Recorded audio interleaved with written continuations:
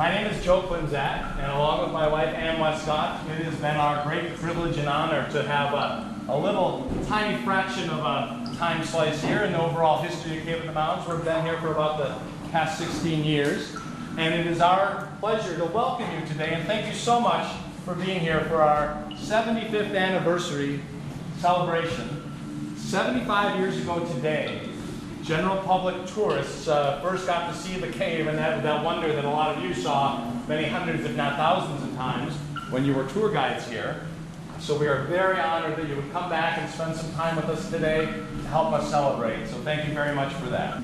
As I think back, one of the things I just learned recently is that at the time this barn was built in 1883, it was the same time that the railroad was being built. And apparently my great-grandfather took the money from the sale of the white oak trees over here to make timber and ties for the railroad that the railroad needed, and used the money to build his barn. And of course he used some of that same oak timber in making this. And jumping forward to that famous day of August 4th, 1939, this space was full of hay, of course. And my grandfather, 77 years old, was resting comfortably in the front porch of the farmhouse at the top of the hill. And of course, this giant explosion went off. And shortly after, my Uncle Charles, who at that time would be like 19 or 17 years old, goes running up the hill saying, "Father, Father, your fortune is made." Because he had a hard time. He farmed with horses all of his life. Depression was hard. In fact, he platted a bunch of what's now Brigham Park. If you look in the old plat maps, the county plat maps, you'll see all these little lots, which is Brigham Park, and he was trying to sell them just to keep the place, keep from losing it. And he was a retired farmer at that point, and thanks to the leadership and the hard work of the Breckler and Hahnemann families and advice from people like Alonzo Pond, he got this place going. And then thanks to all the skilled interpretation and hard work that you've put in over the years, we've made a legacy and a name which keeps bringing people back year after year. Last summer was the anniversary of the cave discovery, and as Joe said, this is Memorial Day weekend. It's the 75th anniversary of the cave opening as a tourist site. So think about that. In less than a year, from August till May, they hauled the rubble out, they built the walkways, they hired guides, they trained them. They created a tourist site that, from there, tourists came by the thousands, although I think it's up to the millions now, isn't it? Well, when it comes to history, you can read all about it in books, or you can look on websites. You can even look at the cave's website to know this history. And a lot of people think history is boring because it's numbers and names, or yet another documentary about Hitler on TV. But even the Mount Harper Historical Society has a great museum that has all sorts of artifacts. But history just doesn't live in the museums. It lives in the minds and the experiences of your neighbors, in the stories that they have, of their own stories, their family's stories, and the places that they know. And if you've lived here for 5 years, or if you've lived here for 5 generations, you are part of the history of southwestern Dane County.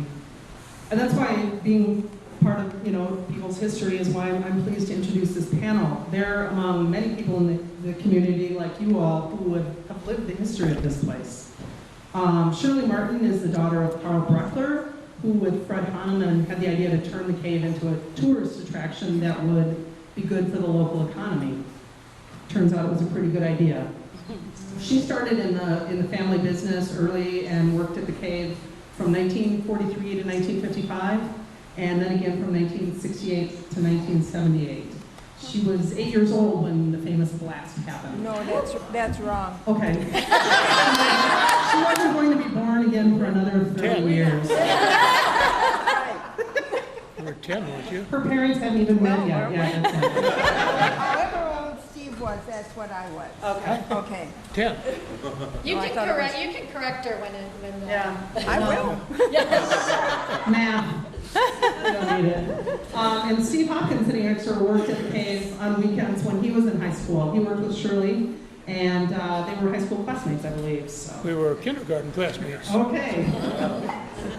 Jackie Sale, in the stripes there, worked at the cave when she was in high school, too, in the 1960s.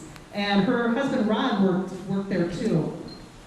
Kathy Lampman Hawkins worked as a guide at the cave in 1971, and she also has a family connection to it. Her great-grandfather, Lance Dodge, and her grandpa, Wayne Lampman, were on the road crew working at the quarry when the blast happened, and they were among the first people in the cave, along with Stacy Collins, whose daughter Virgin is here. And they were living on the property at the time, so this barn is just filled with history today. So. Joanne Crane worked at the cave as a summer job in the late 70s to the early 80s. And she took all those skills of hoarding people around seriously, and she's now a first-grade teacher. Jan Wilson Okeson is in her 25th year of working at the cave. She started in high school in 1988 and is now an assistant manager here. Woo! Yeah. And working at the cave runs in her family. Her dad, Mark Mostrom, was a tour guide here when he was in high school, I assume. Yep. Why did you work at the cave? Why did you want to work at the cave? Shirley, I'm guessing you had no choice. I had no choice. It was free labor. Got it? Yeah. Steve can tell you why he worked What do you here. want? Why did you work here? Why did I work here? This was fun. Back in the early days, this was something, kind of special. All your friends were here. It was just a place to go, and once in a while, when you weren't guiding, you were working behind the concession stand, selling soda pop and ice cream and stuff. And once in a while, you took a party through the cave, and the rest of the time, you were just here with your friends. And it was just a fun place to work.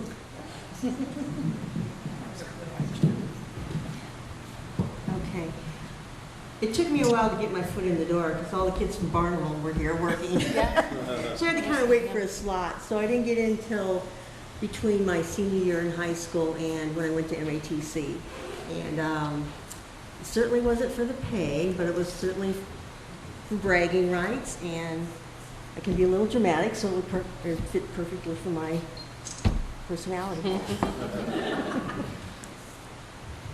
I am a farm girl from the other side of Mount Horeb. I lived out by the Springdale Lutheran Church, and I happened to babysit for Ann Benerick, who at the time was helping manage the cave. And so she said, I hate to lose you as a babysitter, however, we're hiring, and I'd really like to get you on staff at Cape the Mounts. So I did, and it was a ton of high school kids. We came out in 3 shifts. We always waited, and Lisa, you'll remember this, we waited on where the old Mount Horeb State Bank is. The window wells outside are very deep, and you could sit there in your shift, and someone's mom would come and get you because you took turns carpooling out here, and we all came out in like 3 cars at a time. And so, yeah, it was a great high school job. Oh. We walked. You walked, yeah. I was at the cave in the early 60s, and there really weren't that many jobs for girls, high school girls, babysitting. Guys could work on a farm, a lot of farm jobs then. So this was really a good job to have because it was available. We also carpooled. Only the Brecklers or the Hahnemans picked us up at the bank and brought us out and took us back again. So, I mean, in the 60s, every teenager didn't have a car. So, I think it was a great job to have. Wow, I can't remember why I wanted to work here, but I remember I wanted to be an actress, and I hope that no one saved the Adventures of Peter Rabbit that I had a minor role in because I wasn't cut out for acting, but I was cut out for just talking nonstop in front of people. So this worked out much better. But I do remember my interview with Mr. and Mrs. Rooney and Ann Bandow, and I remember being terrified and horrified because my dad drove me out and insisted on coming in and talking Mr. Rooney's ear off for like another half hour, and I thought that killed my chances of ever working here. But little did I know, it's always been so family focused, and even when you didn't work with family, you felt like family, and that probably made me more of a shoo-in than ruined my chances, I guess. So, and I think we didn't have carpool anymore when when I started working here, but I remember my grandpa driving me out and having to listen to his polka music, which was its own fun in its own right. So, Well, that kind of leads in a little bit of my next question, which is more for Shirley and Kathy, but how did being so connected to the cave's history impact your life? For you, it was a year-round activity and the things that you were doing at your house. Year-round, there was no stopping. But it was very easy when you went off to school and they said, stand up and talk. Well, that was simple. Cave of the Mounds was accidentally discovered on August 4th, 1939. And you had it made. You didn't have to worry about it at all. What, Oh, I'd ask Kathy also Yeah, how. oh, down there, oh, okay. now you got two of them, Kathy. For me, and probably my family, it was more of a matter of bragging rights, that it was our grandfathers that were there that day. However, the way the grandfathers felt about it was that if it hadn't been them at the head of the crew that day, it would have been somebody else. So for many years, they didn't want their names even mentioned. I also want to mention that Carl and Fred were really great people to work for. And when the cave found somebody here, but Mount Horeb lost the best band director it ever had when Fred quit to take over the cave. What are some of the most memorable visitors or tourists that you remember? I guess that's why they're memorable. But or any really crazy questions and things like that you remember? Frank Lloyd Wright. Whoa, really? Frank Lloyd Wright, I remember him coming with a flowing cape. Cool. But I must say that every Sunday after church, Mr. and Mrs. Brigham came to the cave. And that was about the only time we ever saw them, was on Sunday morning. I can't think, the man who started House on the Rock, Jordan, he was here. I'm sure there were many, many more important people also, but I can't remember them. When did they, when you got down to the end of the cave, Yeah.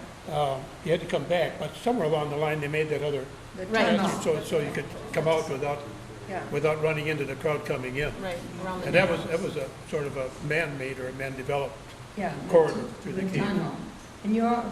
I don't know if you ever saw that it was so high. It was never meant to be that high. They were coming from two different directions and they did not meet. And that's why it's so high. How many of you still, and I'm not going to make you do it, but could still remember your speech? Do you have 2 beers? Yeah, for sure. Somebody go down. That's awesome. I can remember some of it. We'll get you a couple beers later. Yeah. I'm a pseudo Burns. I have a question for Shirley.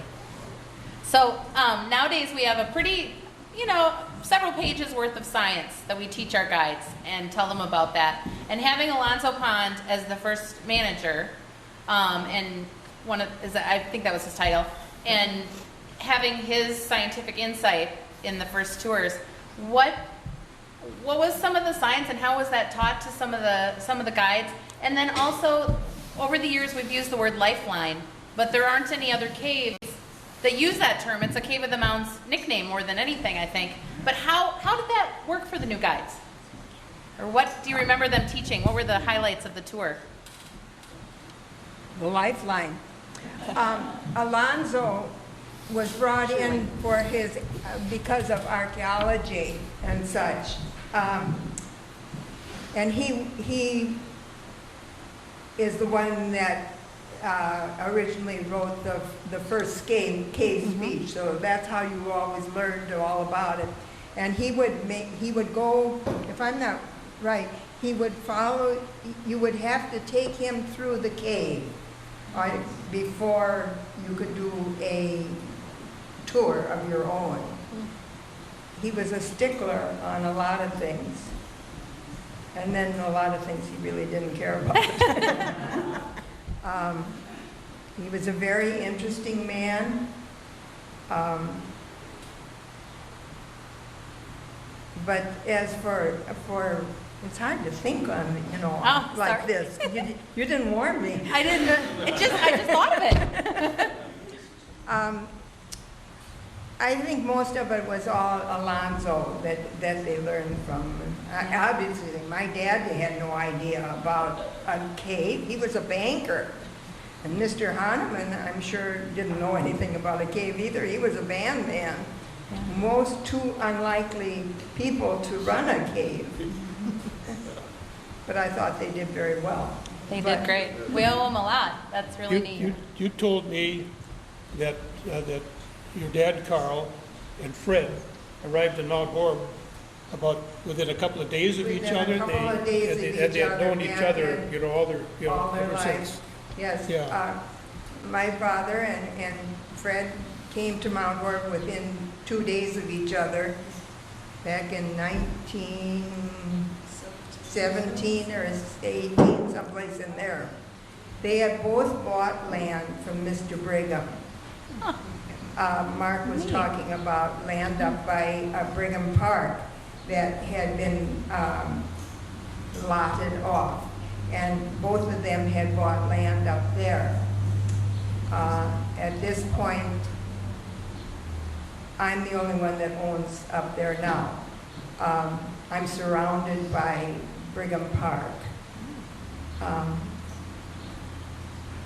So that, exactly how they got to be managers of Cave of the Mountains, I'm not too sure about. I always just thought it was interesting how, how they got together and decided they were going to do that, and they did. And there was a lot of, resistance to that at first, as I understand, that people are telling me, you're nuts, quit your jobs and try to do something with that hole in the ground out there or something, but they did, and they made it work, and it's did a good job. The one thing I did want to mention, you're probably all familiar that there are a lot of caves around here, and I can attest to that because many times my grandpa Lampman and my dad, who were well drillers, would come home, not really cussing because they didn't do it, but they'd be pretty upset because once again they'd lost their tools down the hole because there was a cave there. And then they'd have to take a whole rig and move it somewhere else and start all over again. And that's basically how the cave came about and why they had to board it up to dynamite, because they kept losing their tools. And in those days, I imagine those tools were pretty expensive.